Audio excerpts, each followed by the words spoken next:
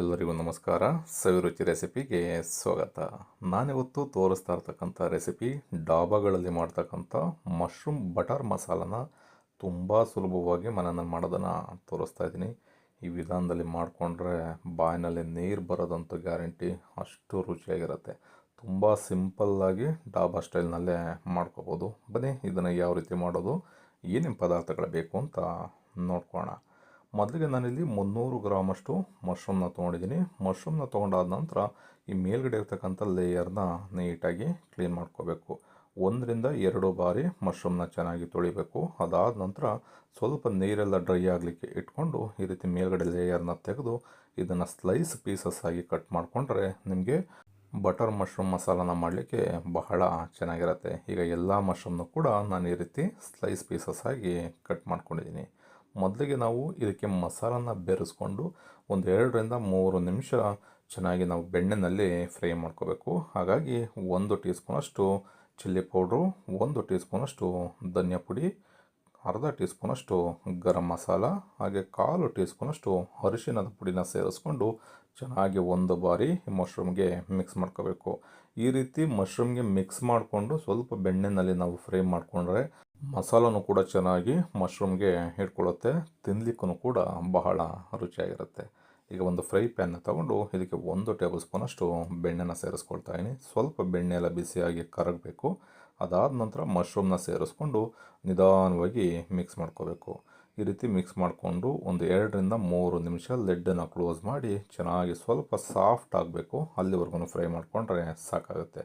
ತುಂಬ ಜಾಸ್ತಿ ಮಶ್ರೂಮ್ನ ಇಲ್ಲಿ ಬೇಯಿಸೋದಕ್ಕೆ ಹೋಗ್ಬಿಡಿ, ಗ್ರೇವಿ ಜೊತೆನೂ ಕೂಡ ಸ್ವಲ್ಪ ಬೇಯಬೇಕು. ಹಾಗಾಗಿ 2-3 ನಿಮಿಷ ಈ ರೀತಿ ನೀರು ಬಿಟ್ಕೋಬೇಕು. ಆ ಮಶ್ರೂಮಲ್ಲಿರ್ತಕ್ಕಂಥ ನೀರೆಲ್ಲ ಕಂಪ್ಲೀಟಾಗಿ ಬಿಡುತ್ತೆ, ಅಲ್ಲಿವರೆಗೂ ಸ್ವಲ್ಪ ಫ್ರೈ ಮಾಡಿಕೊಂಡು ಇದನ್ನು ಸಪ್ರೇಟಾಗಿ ತೆಗೆದಿಟ್ಕೊಳ್ಳೋಣ.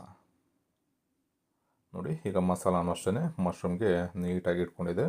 ಈಗ ಇದನ್ನು ಕಂಪ್ಲೀಟಾಗಿ ತಣ್ಣಗಾಗಬೇಕು. 10-15 ನಿಮಿಷ ಸಪ್ರೇಟಾಗಿ ಎತ್ತಿಟ್ಕೊಳ್ಳೋಣ.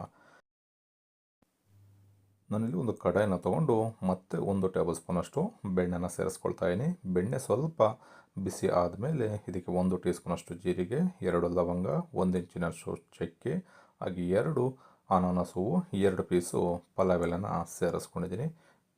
ಸ್ವಲ್ಪ ಎಣ್ಣೆಯಲ್ಲಿ ಫ್ರೈ ಆಗ್ತಿದ್ದಾಗೇ ಇದಕ್ಕೆ 2 ಈರುಳ್ಳಿನ ಸಣ್ಣದಾಗಿ ಚಾಪ್ ಮಾಡಿಕೊಂಡು ಸೇರಿಸ್ಕೋಬೇಕು. ಎಷ್ಟು ಸಾಧ್ಯನೋ ಅಷ್ಟು ಸಣ್ಣಗೆ ನೀವು ಈರುಳ್ಳಿನ ಕಟ್ ಮಾಡ್ಕೋಬೇಕಾಗತ್ತೆ. ಈರುಳ್ಳಿ ಒಂದು ಅರ್ಧದಿಂದ 1 ನಿಮಿಷ ಈ ರೀತಿ ಎಣ್ಣೆಯಲ್ಲಿ ಫ್ರೈ ಆಗಬೇಕು. ಇದ್ರ ಜೊತೆಗೇ 1 ಟೀ ಸ್ಪೂನಷ್ಟು ಶುಂಠಿ ಮತ್ತು ಬೆಳ್ಳುಳ್ಳಿ ಪೇಸ್ಟು, ಹಾಗೆ 1 ಟೊಮೊಟೊನ ಸಣ್ಣದಾಗಿ ಕಟ್ ಮಾಡಿ ಸೇರಿಸ್ಕೊಳ್ತಾ ಇದ್ದೀನಿ. ಮನೆಯಲ್ಲಿ ಹಸಿ ಬಟಾಣಿ ಇದ್ದರೆ ಹಸಿ ಬಟಾಣಿ ಬೇಕಿದ್ರೂ 1 ಕಪ್ಪಿನಷ್ಟು ಸೇರಿಸ್ಕೋಬೋದು. ಹಸಿ ಬಟಾಣಿ ಇಲ್ಲ ಅಂತಂದರೆ ಒಣ ಬಟಾಣಿನೇ ನೆನೆಸಿ ನೀವು ಸೇರಿಸ್ಕೋಬೋದು. ರುಚಿಗೆ ತಕ್ಕಷ್ಟು ಉಪ್ಪನ್ನು ಕೂಡ ಇವಾಗಲೇ ಸೇರಿಸ್ಕೊಳ್ಳೋಣ. ಬಟಾಣಿ, ಟೊಮೊಟೊ, ಈರುಳ್ಳಿ ಎಲ್ಲ ಚೆನ್ನಾಗಿ ಬೆಂದು ಎಣ್ಣೆ ಬಿಡಬೇಕು. ಅಲ್ಲಿವರೆಗೂ 2-3 ನಿಮಿಷ ಆದ್ರೂ ಚೆನ್ನಾಗಿ ಇದನ್ನು ಫ್ರೈ ಮಾಡ್ಕೋಬೇಕಾಗತ್ತೆ. ನಾನು ಗ್ರೇವಿ ಸ್ವಲ್ಪ ಗಟ್ಟಿ ಬರಲಿಕ್ಕೆ 1 ಟೊಮೊಟೊ ಹಾಗೆ ಸ್ವಲ್ಪ ಗೋಡಂಬಿನ ರುಬ್ಬಿ ಇದಕ್ಕೆ ಸೇರಿಸ್ಕೊಳ್ತಾ ಇದ್ದೀನಿ. ಈ ರೀತಿ ಟೊಮೊಟೊ ಪ್ಯೂರಿನ ಮಾಡ್ಕೊಂಡು ಸೇರಿಸೋದ್ರಿಂದ ನಿಮಗೆ ರುಚಿನೂ ಕೂಡ ಬಹಳ ಚೆನ್ನಾಗಿರುತ್ತೆ, ಗ್ರೇವಿನೂ ಕೂಡ ಬಹಳ ಗಟ್ಟಿಯಾಗಿ ಬರುತ್ತೆ. ಈಗ 1 ಟೊಮೊಟೊ, ಒಂದು 4-5 ಗೋಡಂಬಿನ ರುಬ್ಬಿ ಸಪ್ರೇಟಾಗಿ ಇಟ್ಕೊಂಡಿದ್ದೀನಿ. ಈಗ ನೋಡ್ಬೋದು, ಟೊಮೊಟೊ ಎಲ್ಲ ಚೆನ್ನಾಗಿ ಬೆಂದಿದೆ, ಎಣ್ಣೆನೂ ಕೂಡ ಬಿಡ್ತಾ ಬಂದಿದೆ. ಈ ರೀತಿ ಚೆನ್ನಾಗಿ ಬೆಂದು ಎಣ್ಣೆ ಬಿಡಬೇಕು. ಅದಾದ ನಂತರ ಇದಕ್ಕೆ ಮಸಾಲ ಪದಾರ್ಥಗಳನ್ನ ಸೇರಿಸ್ಕೋಬೇಕಾಗತ್ತೆ. 1 ಟೀ ಸ್ಪೂನಷ್ಟು ಚಿಲ್ಲಿ ಪೌಡ್ರು, ಅಚ್ಕಾರದ ಪುಡಿ, ಮೆಣಸಿಕಾಯಿ ಪುಡಿನ ಸೇರಿಸ್ಕೊಂಡಿದ್ದೀನಿ. 1 ಟೀ ಸ್ಪೂನಷ್ಟು ಧನಿಯಾ ಪುಡಿನ ಸೇರಿಸ್ಕೊಳ್ತಾ ಇದ್ದೀನಿ. 1/4 ಟೀ ಸ್ಪೂನಷ್ಟು ಗರಂ ಮಸಾಲ, ಹಾಗೆಯೇ ರುಬ್ಬಿಟ್ಕೊಂಡಿರ್ತಕ್ಕಂಥ ಟೊಮೊಟೊ ಪ್ಯೂರಿನ ಈಗಲೇ ಸೇರಿಸ್ಕೊಳ್ಳೋಣ. ಹಾಗೆ ಒಂದು 3 ಟೇಬಲ್ ಸ್ಪೂನಷ್ಟು ಅಥವಾ ಒಂದು ಅರ್ಧ ಕಪ್ಪಿನಷ್ಟು ಮೊಸರನ್ನು ಸೇರಿಸ್ಕೊಳ್ಳೋಣ. 1 ಕಪ್ಪಿನಷ್ಟು ನೀರನ್ನು ಸೇರಿಸ್ಕೊಳ್ಳೋಣ. ಮೊಸರನ್ನು ಸೇರಿಸೋದ್ರಿಂದ ಗ್ರೇವಿ ಕಲರ್ ತುಂಬ ಚೆನ್ನಾಗಿರುತ್ತೆ, ಹಾಗೆ ತುಂಬ ಗಟ್ಟಿಯಾಗಿಯೂ ಕೂಡ ಗ್ರೇವಿ ರೆಡಿ ಆಗುತ್ತೆ. ನೋಡ್ಬೋದು, ಆ ಮೊಸರನ್ನು ಸೇರಿಸಿರೋದ್ರಿಂದನೇ ಈ ರೀತಿ ಕಲರ್ ಬರೋದು.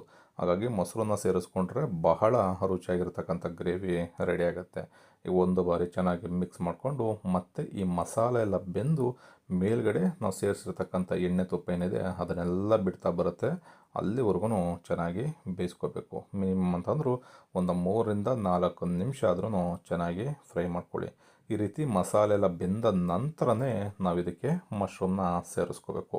ಏಕೆಂದರೆ ಮಶ್ರೂಮ್ನ ಆಲ್ರೆಡಿ ನಾವು ಬೆಣ್ಣೆಯಲ್ಲಿ ಫ್ರೈ ಮಾಡ್ಕೊಂಡಿರ್ತೀವಿ, ತುಂಬ ಜಾಸ್ತಿ ಹೊತ್ತು ಮತ್ತೆ ಬೇಯಿಸುವಂಥ ಅವಶ್ಯಕತೆ ಇರಲ್ಲ. ಈ ರೀತಿ ಮಸಾಲ ಚೆನ್ನಾಗಿ ಬೆಂದ ನಂತರ ಕೊನೆಯಲ್ಲಿ ಮಶ್ರೂಮ್ನ ಸೇರಿಸ್ಕೊಂಡು ಒಂದು 4-5 ನಿಮಿಷ ಮೀಡಿಯಮ್ ಉರಿ ಅಥವಾ ಲೋ ಫ್ಲೇಮ್ನಲ್ಲಿ ಇಟ್ಕೊಂಡು ಬೇಯಿಸ್ಕೊಂಡ್ರೆ ನಿಮಗೆ ಬಟರ್ ಮಶ್ರೂಮ್ ಮಸಾಲ ಮನೆಯಲ್ಲೇ ತುಂಬ ಸುಲಭವಾಗಿ ರೆಡಿ ಆಗುತ್ತೆ.